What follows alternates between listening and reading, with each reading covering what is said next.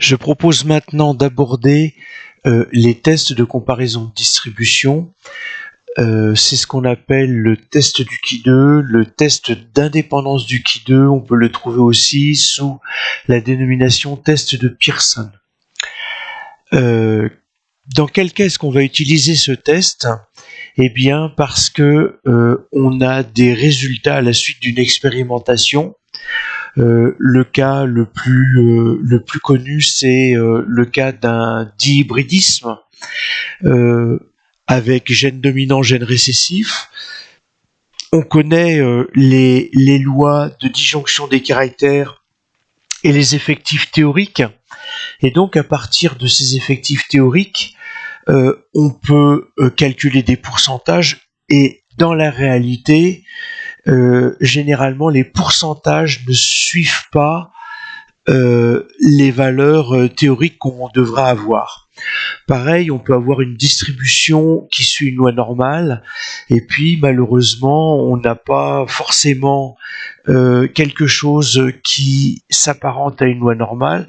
Alors on a bien un seul mode, mais on a quelque chose qui peut nous paraître bizarre, et donc on peut avoir l'occasion de réaliser, de poser donc cette hypothèse nulle afin de pouvoir calculer des valeurs théoriques. Alors, cette hypothèse nulle,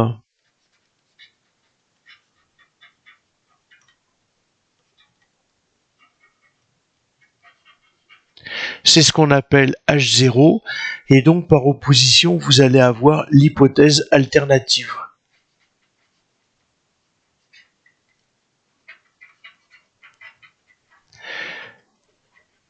Ainsi, vous posez comme hypothèse nulle, on observe une disjonction qui ressemble ou qui s'apparente à une disjonction des caractères selon la répartition des phénotypes comme le prévoit la loi de Mendel.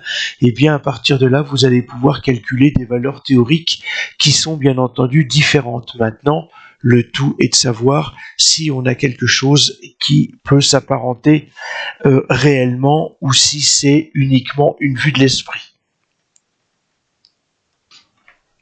Et puis alors, ce que l'on va pouvoir faire, c'est un calcul des valeurs théoriques des effectifs pour chaque classe, en faisant attention, c'est que si on a des effectifs qui sont inférieurs à 5, à ce moment-là, il faut procéder à des regroupements de classes.